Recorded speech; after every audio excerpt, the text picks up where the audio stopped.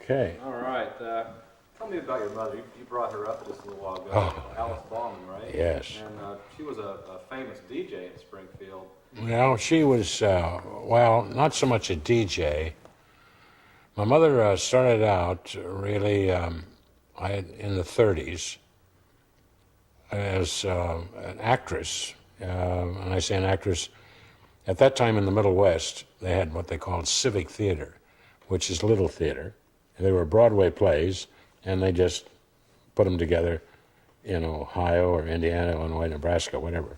But they were originally Broadway plays and had actors, stars in the East, in New York, and then they sent the books out to some local director, and he put the play together. So she had leads in a number of Broadway plays in this label of the Civic Theater. And I used to hear her read, and I'd play, I'd read a prompter, I guess that was the word. Then she fell into a radio job, which, talking about 250 water, WIZE in Springfield. I think WIZE is still there. Yes, it is.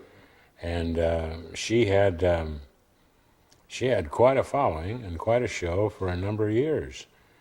And I remember when Arlene Francis came through, I was just about ready to go in the Marines, and I was sitting in the studio, and my mother was always, "Be still. You don't say anything, any little gestures in your face or anything else, just sit still and watch me."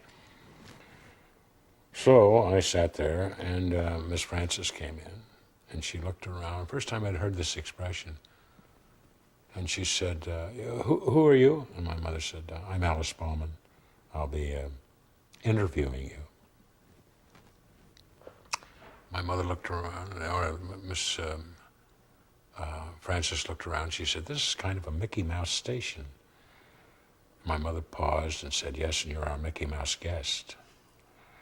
Which left, but that was my mother. She taught me how to throw some remarks back and forth, and of course it, I'm sure like herself, cost me some work here and there. But I probably learned more from my mother because of her wit. It could be very sarcastic and caustic than I did from my dad. My dad loved to tell jokes, and I used to say to him, which is kind of a normal thing in society, really, whatever field you're in, I got a joke for you. You get a kick out of this, really. And if it's a long joke, you tend to drop, and so it's a short joke now. But my dad, toward the end of his life, he would say, I know you don't like jokes, but let me tell you this joke. And he would continue to tell me a joke, which endeared me to him. But my mother did very well. They were both a little tough on me.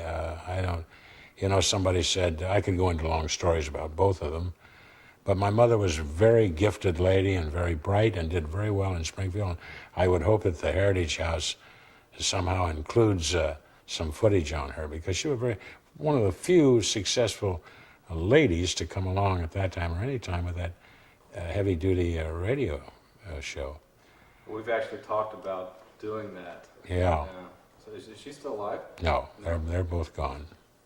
Do you feel that her involvement in the theater was a catalyst for you to?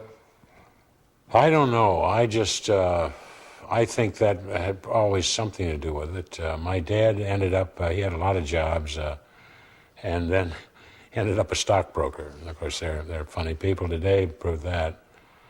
They investigated with millions of dollars being taken from people.